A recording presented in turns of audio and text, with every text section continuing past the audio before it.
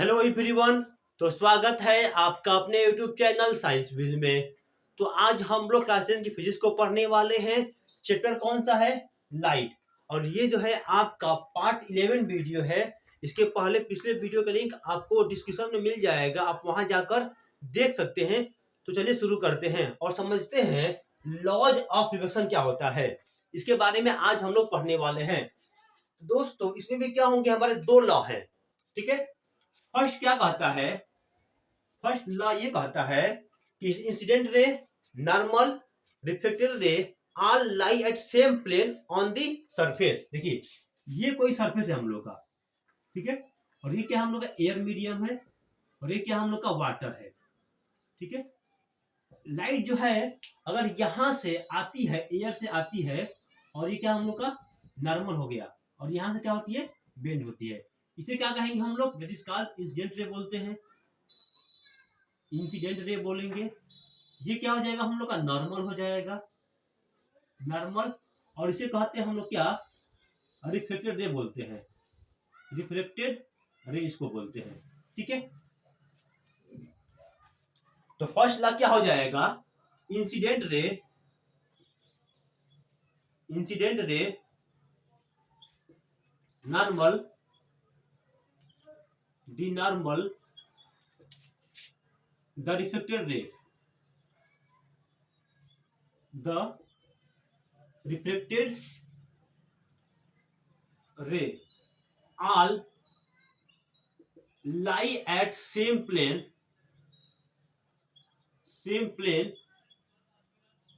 on the surface। देखिए जो हमारे तीनों जो रे लाइन है, कौन कौन? इंसिडेंट रे, नॉर्मल और रिफ्लेक्टेड रे। ये सरफेस के, सरफेस के एक पॉइंट क्या करेंगे? लाई करते हैं, यानी मिलते हैं। तो ये क्या होगा? हम लोग का फर्स्ट लॉ हो जाएगा।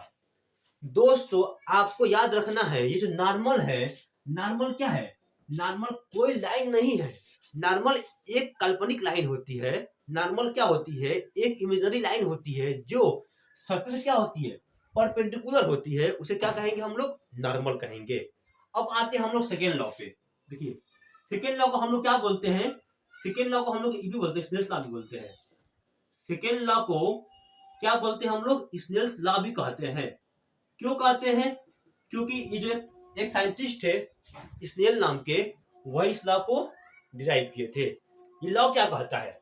लॉ ये कहता है the ratio of, the ratio of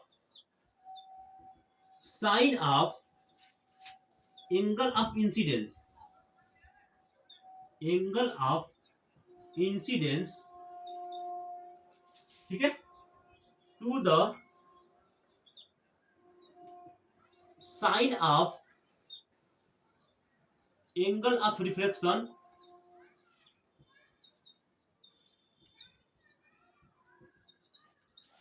is क्या होगा? कांस्टेंट। क्या होगा? कांस्टेंट होगा। यानी हम जानते हैं ये क्या होता है हम लोग का? तो आई होता है, एंगल ऑफ इंसिडेंस होता है। और ये क्या होता है हम लोग का? Angle of reflection. यानी जो साइन आई होगा अपान में साइन आर क्या होगा हम लोग का? ये कांस्टेंट होगा। क्या होगा हम लोग का? कांस्टेंट होगा। ये किसके according to Snell's law. Snell's law क्या कहता है? The ratio of sine of angle of incidence to the sine of angle of reflection is constant. क्या होगा हमारे? कांस्टेंट होगा, ठीक है। इसका इसका मतलब क्या होता है समझिए। देखिए ये कोई सरफेस हो गया, ठीक है, और यहां से कोई लाइन अगर आती है, देखिए ये कोई लाइन यहां से आई, यहां से जब आएगी ये क्या हो गया हम लोग का? नॉर्मल हो गया। यहां से क्या लाइट यहां से बेंड कर जाएगी, क्या होगी? यहां से बेंड करेगी। अब देखिए इसे क्या कहेंगे हम लोग? दैट इज कॉल्ड, इसे बोलेंगे हम लोग आई बोलेंगे, और इसे क्या कहेंगे हम लोग? आर बोलेंगे, ठीक है। अब देखिए अब किसी लाइन पे लाइन और इसे ऐसे आती है, अगर यहाँ पे आई, ये भी लाइन क्या करें? यहाँ से इस तरह बेंड कर जाएगी। तो हम मानते हैं ये क्या हम लोग का I1 है, ये हम लोग का R1 है। ये क्या हो गया हम लोग का? I2 हो गया, और ये क्या होगा हम लोग का? तो ये हम लोग का हो गया R2 हो गया। ये क्या हो गया हम लोग का? R2 हो गया। अब एक लाइन को और पास करते हैं यहीं से। देखिए यहाँ से आई, यहाँ से निकल गई। ये क्या हो गया हम लोग का I3 हो गया, और ये क्या बनेगा हम लोग का R3 हो जाएगा। देखिए इसके लिए क्या होगा हम लोग का I1 हुआ, इसके लिए क्या होगा I2 हुआ, इसके लिए क्या होगा हम लोग का I3 हो गया। ये क्या होगा हम लोग का R1 R2 और ये हम लोग का R3 हो जाएगा। आई होप आपको ये दिख रहा होगा, ठीक है। तो देखिए क्या हो जाएगा साइन, यानी अकॉर्डिंग टू स्नेल्स लॉ क्या हो जाएगा साइन I1 अपान में sine R1 is equal to sine I2 upon में sine R2 is equal to sine I3 upon में साइन R3। क्या होगा ये हम लोग का कांस्टेंट हो जाएगा। क्या हो जाएगा हम लोग का कांस्टेंट हो जाएगा। ये क्या हो जाएगा हमारे कांस्टेंट हो जाएंगे। यही क्या है हम लोग का स्नेल्स लॉ है। यानी जो वैल्यू इसका आएगा, इस रे का जो वैल्यू आएगा, इस रे का भी वही होगा, इस रे का भी वही होगा। यानी तो तीनों का जो बेंडिंग एबिलिटी होगी, जितने डिग्री लाइट बेंड करेगी, तीनों क्या होगा कांस्टेंट होगा। क्या होगा हम लोग का कांस्टेंट होगा। ये क्या हम लोग का दोनों क्या है लॉज ऑफ रिफ्रैक्शन हो गए। आई होप आपको हर पॉइंट समझ में आया होगा। तो आइए अब हम लोग समझते हैं क्या रिफ्रैक्टिव इंडेक्स क्या होता है। देखिए अभी हम लोग क्या समझे हैं साइन आई अपान में साइन आर, ये क्या होगा हम लोग का तो कांस्टेंट हो जाएगा।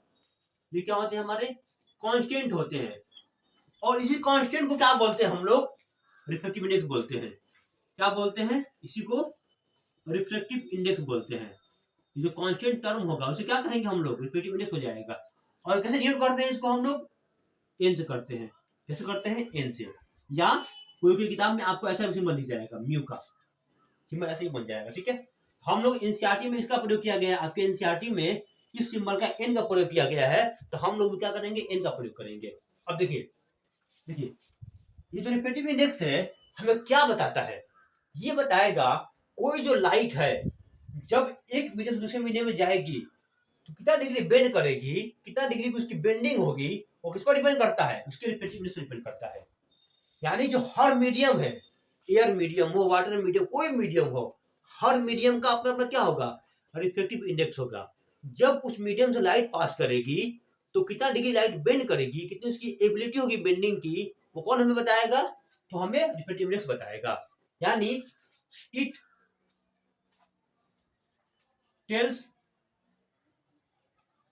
about the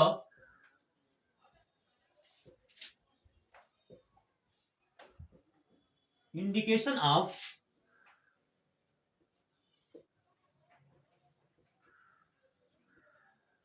light bending ability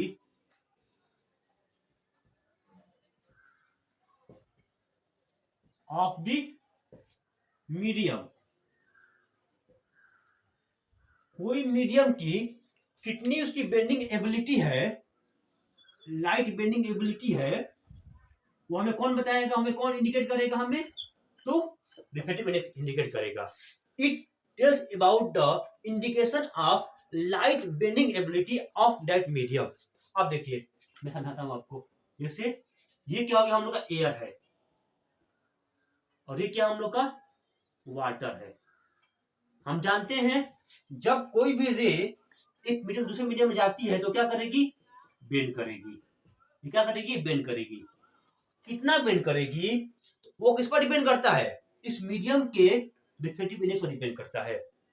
I hope आपको बस इस पॉइंट समझना है क्या, जब कोई भी लाइट रे किसी एक मीडियम से दूसरे मीडियम में जाती है वो कितना बेंड करेगी वो किस पर डिपेंड करता है उसके रिफ्रैक्टिव इंडेक्स पर डिपेंड करता है। यानी अगर इफ जो रिफ्रैक्टिव इंडेक्स है अगर ज्यादा अगर होगा तो बेंडिंग में क्या होगी ज्यादा होगी, बेंडिंग क्या होगी ज्यादा होगी। अगर जो रिफ्रैक्टिव इंडेक्स है किसी मीडियम का अगर क्या होगी अगर कम है तो बेंडिंग में क्या होगी उसकी कम हो जाएगी, बेंडिंग क्या हो जाएगी कम हो जाएगी। यानी जो रिफ्रैक्टिव इंडेक्स है क्या होगा प्रोपोर्शनल टू क्या हो जाएगा बेंडिंग ऑफ लाइट के, proportional to bending of light क्या होगा प्रोपोर्शनल हो जाएगा। ठीक है, ये हो जाएगा। अब देखिए n बराबर क्या होता है, n इक्वल टू होता है क्या, साइन आई अपान में साइन आर होता है। यानी जो रिफ्रेक्टिव इंडेक्स बराबर क्या होता है, साइन आई अपान में साइन आर। जो रिफ्रेक्टिव इंडेक्स को किससे डिनोट करते हैं हम लोग, एन से डिनोट करते हैं, एन से या म्यू से करते हैं। लेकिन हमको हमारे एनसीईआरटी में एन एन लिखा है, तो हम लोग भी क्या करेंगे, एन का प्रयोग करेंगे। एन बराबर क्या होता है, साइन आई अपान में साइन आर। अच्छा, ये जो रिफ्रेक्टिव इंडेक्स है इसका कोई यूनिट होगा, नहीं होगा, it has no unit, it has no unit, इसका कोई भी यूनिट नहीं होगा। यानी क्या होगा, ये यूनिट लेस होगा। क्या होगा, यूनिट लेस होगा। कौन, हम लोग का रिफ्रेक्टिव इंडेक्स का कोई भी यूनिट नहीं होता है, ये क्या होते हैं, हमारे यूनिट लेस होते हैं। तो ये रहा हम लोगों का रिफ्रेक्टिव इंडेक्स के बारे में। अब इसका एक और फार्मूला है, मैं आपको अगले स्लाइड में उसको एक्सप्लेन करता हूं। तो दोस्तों मैंने आपको यहाँ पे 3 मीडियम दिया है। यहाँ पे देखिए, इस मीडियम में क्या है, जो लाइट है एयर से कहाँ जा रही है, हमारे वाटर में जा रही है। इसमें मीडियम 1 से कहाँ जा रही है, मीडियम 2 में जा रही है। और इसमें मीडियम 2 से मीडियम 1 में जा रही है। देखिए, अगर पूछे इस मीडियम का जो रिफ्रेक्टिव इंडेक्स क्या होगा, देखिए क्या हो जाएगा। यानी इसका ऐसे लिखेंगे हम लोग, एन डब्ल्यू ए, या तो ऐसे लिखे या एन डब्ल्यू ए, या फिर म्यू लिख दिया अगर यहाँ पे ए डब्ल्यू, या म्यू डब्ल्यू ए। इन चारों का मतलब एक ही है। ठीक है, हम लोग क्या करेंगे, एन का प्रयोग करेंगे, इसका प्रयोग करेंगे हम लोग, एन का प्रयोग करेंगे, इसका प्रयोग करेंगे, इसका प्रयोग नहीं करेंगे। चारों का मतलब, चारों का मतलब क्या होगा, चारों का मतलब हो जाएगा कि रिफ्रेक्टिव इंडेक्स ऑफ वाटर, किसका, वाटर का, water with respect to air, with respect to air. यानी it means light goes from air to water, देखिए अब बात करते हैं इसकी बात करते हैं। इसका क्या हो जाएगा, देखिए यानी ऐसा हो जाएगा, एन 1 से कहा जाए 2 पे जा रही है ना, तो 1 यहाँ पे होगा हम लोग का, 2 यहाँ पे हो जाएगा। इसका मीनिंग क्या हो जाएगा, इसका मीनिंग हो जाएगा हम लोग का refractive index, refractive index of second medium with respect to क्या, हम लोग का फर्स्ट मीडियम।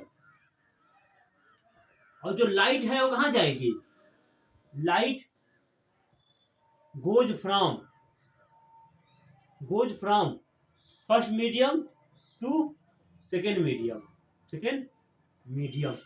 देखिए फर्स्ट कहां जाएगी, हमारी सेकेंड में जाएगी। और इसका मीनिंग क्या होगा, तो refractive index of second medium with respect to first medium. ठीक है, अब देखिए इसका बात करते हैं हम लोग, क्या हो जाएगा, एन 1 से कहां जा रही है, 2 से कहां जा रहा है, 1 में जा रहा है ना, 2 यहाँ पे हो जाएगा, और 1 कहां हो जाएगा, यहाँ पे हो जाएगा। ठीक है, इसका मीनिंग क्या होगा, तो हो जाएगा refractive index of first medium with respect to second medium. और इस केस में लाइट कहां जाएगी, हमारे 2 से कहां जाएगी, 1 में। और लाइट रेज गोज, ठीक है, from second medium to first medium. मैंने आपको सिर्फ इसका मीनिंग क्या होगा, यहां जो टर्म लिखा गया है, ये इसका मीनिंग क्या होगा, इसका मीनिंग क्या होगा, बस मैंने आपको समझाया यहाँ पे। अगर ऐसा लिख जाए, ठीक है, इसका मीनिंग क्या हो जाएगा, refractive index of air with respect to water. और लाइट कहां जाएगी, हमारे वाटर से कहां जाएगी, हमारे एयर में जाएगी। अगर मैं ऐसा लिख दूं, इन ग्लास, और यहां पर लिख दूं अगर वाटर, इसका मीनिंग क्या हो जाएगा, इसका मीनिंग हो जाएगा रिफ्रैक्टिव इंडेक्स ऑफ, इसका मीनिंग क्या हो जाएगा, refractive index of glass with respect to water. Light ray कहाँ जाएगी, वाटर से ग्लास में जाएगी। अगर मैं ऐसे लिख दूं ग्लास और यहाँ पे एयर, इसका मीनिंग क्या हो जाएगा, तो reflective index of glass with respect to air, और light ray goes from air to glass. हम लोग क्या समझे हैं, सिर्फ इसका मीनिंग समझे हैं। यहाँ जो मैंने लिखा है सिर्फ इसका मीनिंग समझे हैं।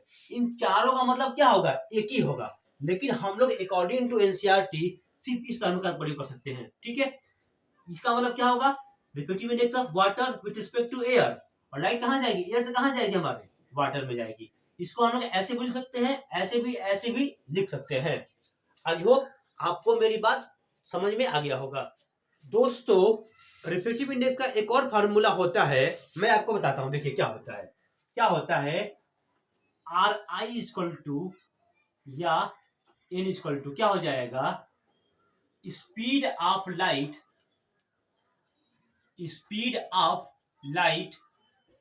इन मीडियम 1 अपान में speed of light in medium 2। Suppose करिए ये एक कोई मीडियम है और यहाँ पे कोई एक मीडियम है। लाइट यहां से आती है, ठीक है, और यहाँ पे क्या करेगी लाइट, ये ऐसे बेंड कर जाएगी। यहाँ आई, यहाँ स्पीड क्या था, यहाँ पे c1 था, क्या था c1, और यहाँ स्पीड क्या थी, c2 थी। लाइट यहाँ से जा रही है, लाइट यहाँ से बेंड कर गई, ये क्या होगा, हम लोग का नॉर्मल हो गया। इसकी यहाँ पे स्पीड क्या था हम लोग का, देखिए अगर ये एयर है और ये वाटर है, ठीक है, देखिए ये एयर है वाटर है, हम माने हैं क्या, जो स्पीड है एयर में क्या है c1 है, यहाँ पे स्पीड क्या होगा हम लोग का c1 हो जाएगा, और वाटर में स्पीड क्या है c2 है, तो यहाँ पे क्या होगा हम लोग स्पीड c2 हो जाएगा, c1 और c2 हो जाएगा। ठीक है, अब देखिएगा हम लोग क्या पढ़े, n बराबर क्या हो जाएगा, देखिए n बराबर क्या हो जाएगा यहाँ पे, अकॉर्डिंग टू n, नहीं लिखेंगे यहाँ पे, हम लोग लिखेंगे क्या, देखिए कहां से आ रही लाइट, क्या हो जाएगा, रिफ्लेक्टिव इंडेक्स ऑफ वाटर हो जाएगा, किसके रेस्पेक्ट में, एयर के रेस्पेक्ट में। लाइट कहां से जा रही है, एयर से वाटर में जा रही है ना, इसको ऐसे लिख दिया हम लोग, तो क्या हो जाएगा c1 अपान में c2, c1 अपान में क्या हो जाएगा हम लोग का c2 हो जाएगा। इसमें आते हैं हम लोग, देखिए इसमें क्या हो जाएगा हम लोग का, पहले एयर में जा रही है तो एयर पहले लिखेंगे, और वाटर से जा रही है तो वाटर वाला बाद में लिखेंगे। क्या हो जाएगा, reflective index of air with respect to water, light rays goes from water to air, ये हो जाएगा बराबर क्या हो जाएगा हम लोग का, यहाँ पे देखिए यहाँ से गई है ना, यहाँ से गई है, यहाँ गई है, इस यहाँ स्पीड क्या है हम लोग का c2 है, और यहाँ पे क्या हो जाएगा c1 हो जाएगा। इसको हम लोग रिवर्स कर देते हैं, देखिए क्या हो जाएगा 1 अपान में n AW इक्वल टू क्या हो जाएगा c1 अपान में c2, 1 अपान में c2। इसे मानते हैं, क्वेश्चन फर्स्ट मानते हैं और इसे सेकंड मान लेते हैं। देखिए हमें क्या मिला, from equation first and second, पहला इक्वेशन और सेकंड इक्वेशन हमें क्या मिलता है, देखिए ये आपस में बराबर हो जाएंगे, कट जाएंगे, ये क्या हो जाएगा, यानी क्या निकला, अगर n क्या हो जाएगा, reflective index of water with respect to air equal to क्या हो जाएगा 1 अपान में NWA हो जाएगा, ये हो जाएगा। अगर मान लीजिए अगर इसका मान दिया है क्या, इसका मान दिया है अगर 4/3 है, क्या है 4/3 है, हमें पूछता है क्या reflective index of air with respect to water का मान कितना होगा, इसमें क्या करेंगे हम लोग रिवर्स कर देंगे, क्या करेंगे हम लोग रिवर्स कर देंगे, हो जाएगा। इसका प्रयोग कहाँ करेंगे हम लोग, जब न्यूमेरिकल सॉल्व करेंगे, जब मैं आपको क्वेश्चन कराऊंगा तो वहां पे इसका प्रयोग होगा। तो ये इसका सेकंड फार्मूला हो गया, क्या हो जाएगा यहाँ पे c1 अपान में c2, ठीक है, c1 अपान में c2 हो जाएगा, ठीक है। तो चलिए अब हम लोग नए कंसेप्ट के बारे में समझते हैं। दोस्तों मैंने यहाँ पे आपको 3 केसेस यहाँ बनाए हैं, मैंने यहाँ पे 3 मीडियम लिया है, एयर से वाटर, एयर से ग्लास, एयर से डायमंड में जा रहा है, और हर मीडियम का क्या है अपना अपना क्या है रिफ्लेक्टिव इंडेक्स है, वाटर का दिया है 1.33, ग्लास का दिया है 1.5 और डायमंड का दिया है 2.42। अब देखिए यहाँ जो बेंडिंग हुई है, यहाँ बेंडिंग क्या है, यहाँ पे कम हुई है। बेंडिंग यहाँ पे क्या हुई है, यहाँ पे कम हुई है। और यहाँ बेंडिंग क्या हुई, यहाँ पे बेंडिंग, यहाँ पे ज्यादा बेंडिंग हुई है। यहाँ पे बेंडिंग यहाँ पे ज्यादा। जब बेंडिंग ज्यादा होगा स्पीड क्या होगा, स्पीड राइट क्या होगा, यहाँ पे कम हो, स्पीड क्या हो जाएगी, यहाँ पे कम हो जाएगी। और यहाँ पे स्पीड क्या होगा हम लोग का, जब बेंडिंग कम स्पीड क्या होगा, यहाँ पे स्पीड हम लोग का ज्यादा, स्पीड क्या होगा हम लोग का ज्यादा हो जाएगा। देखिएगा यहाँ पे आप समझते हैं हम लोग क्या है। देखिए जो मैं बात आपको यहाँ पे बताने वाला हूँ वह आपके एग्जाम के पर्पज से बहुत इंपॉर्टेंट बात होगा। ठीक है, देखिए क्या केस बनता है, इफ यदि जो रिफ्लेक्टिव इंडेक्स है अगर वो क्या हो हम लोग का, अगर मैक्सिमम, अगर यानी कि ज्यादा हो, अगर मैक्सिमम हो तो बेंडिंग क्या होगा हम लोग का, बेंडिंग में क्या होगा हम लोग का ज्यादा होगा, बेंडिंग भी क्या होगा हम लोग का ज्यादा होगा। और जब बेंडिंग ज्यादा होगा तो स्पीड ऑफ लाइट क्या हो जाएगी हमारी, कम हो जाएगी। क्या हो जाएगी, लाइट क्या होगा हमारी कम हो जाएगी। समझिएगा, जैसे मान लीजिए कोई एक ये कोई इलाका है, ठीक है, और यहाँ पे क्या है आदमी, यहाँ मतलब कोई यहाँ पे ये कोई मार्केट है, कोई सब्जी मार्केट है, कोई सब्जी का बाजार है, सब्जी मार्केट है, और यहाँ पे दुकान लगे हुए हैं। अगर हम यहाँ से गुजरेंगे अगर तो यहाँ क्या बेंडिंग ज्यादा होगा। जब बेंडिंग ज्यादा होगा मतलब हम ज्यादा टर्न करेंगे, स्पीड क्या होगी हमारी कम हो जाएगी।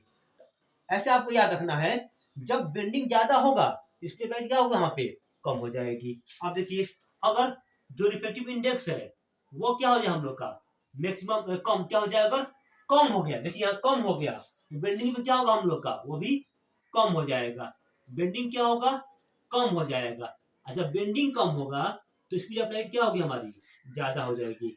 स्पीड ऑफ लाइट क्या होगा हम लोग का यहाँ पे ज्यादा हो जाएगा। जैसे अगर ट्रैफिक कम हो जाएगा, अगर ट्रैफिक कम होगा तो जो हमारा बाइक होगा या कार होगा कम बेंड करेगा, और कम बेंड करते स्पीड क्या होगी उसकी ज्यादा होगी। अगर इसी मार्केट में अगर लोग कम हो जाए, खाली जगह मिले अगर हमें और यहाँ जाते हैं तो बेंडिंग कम मिलेगी, तो बेंडिंग कम मिलेगी हमारी स्पीड क्या होगी हमारी ज्यादा होगी। तो आपको ऐसे इस बात को ध्यान में रखना है, ये बहुत ही मोस्ट इंपॉर्टेंट टर्म है और आपको इस बात को ध्यान में रखना है। तो आई होप आपको मैंने जितना भी बताया समझ में आया होगा। तो आइए अब हम लोग समझते हैं कि ऑप्टिकल डेंसिटी क्या होता है। देखिए क्या होगा, कोई भी एक रिफ्लेक्टिव मीडियम है, जब वो लाइट को रिफ्लेक्ट करती है किस डिग्री पे करेगी, जिस डिग्री पे करती है वही क्या होगा हम लोग का ऑप्टिकल डेंसिटी हो जाएगा। यानी जो रिफ्लेक्टिवनेस काम करता है ये उससे भी क्या होता है सिमिलर होता है। सिमिलर इसको हम लोग बोल सकते हैं। क्या हो जाएगा इसकी परिभाषा, the degree to which a reflective medium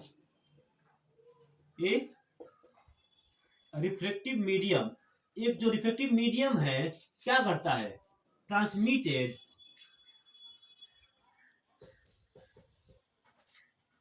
A ray of light, is called optical density. इसे क्या कहेंगे हम लोग, ऑप्टिकल डेंसिटी कहेंगे। ठीक है, देखिए अगर इफ जो रिफ्लेक्टिव इंडेक्स है अगर वो ज्यादा होगा तो ऑप्टिकल डेंसिटी भी क्या होगा हम लोग का ओडी, यानी ऑप्टिकल डेंसिटी भी क्या होगा हम लोग का ज्यादा होगा। जब ये ज्यादा होगा तो बेंडिंग क्या होगी हमारी, बेंडिंग भी ज्यादा हो जाएगी और स्पीड क्या हो जाएगी लाइट की, स्पीड ऑफ लाइट क्या हो जाएगी वो कम हो जाएगा। क्या हो जाएगा हम लोग का कम हो जाएगा। अगर जो रिफ्लेक्टिव इंडेक्स है अगर वो ज्यादा अगर होगा तो ऑप्टिकल डेंसिटी भी क्या होगा ओडी, यानी ऑप्टिकल डेंसिटी भी क्या होगा हम लोग का ज्यादा हो जाएगा। तो कम करें ना यहाँ पे, अब अगर कम हो गया जो रिफ्लेक्टिव इंडेक्स क्या हो गया कम हो गया तो ऑप्टिकल डेंसिटी भी क्या होगा हमारा कम हो जाएगा और बेंडिंग में क्या होगा हम लोग का कम। जब बेंडिंग कम हो जाएगा तो स्पीड ऑफ लाइट क्या होगी हमारी